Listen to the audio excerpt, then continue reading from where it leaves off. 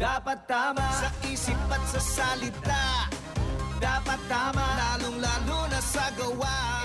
Dapat tama. Nangabot na sa Sugbo kaganang buntag ang kapin sa 4,000 ka mga vote counting machines. Ani ang report ni Alan Domingo. Gibutyag ni Comelec 7 Regional Director Jose Nick Mendros nga hugot nga seguridad ng gipatuman sa pag-abot sa mga vote counting machines nga gamiton sa eleksyon. Gikan sa pantalan, gidiritso kini sa usa ka warehouse. Gitinguhang mapaubos sa testing and sealing ang mga VCM unya sa Mayo 6.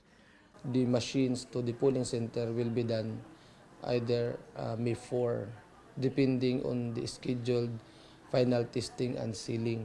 Kasi kung mayroong May 5, not final testing and sealing, the day before andun na yon. Kung meron namang May 6 na final testing and sealing, the day before andun na yon. Samtang ginagda usab nga maabot ang mga official ballots karong Biyernes.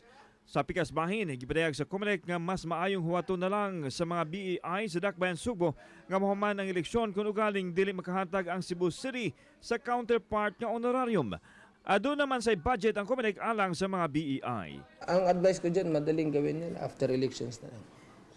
Alan Domingo, Balitang Bisdak.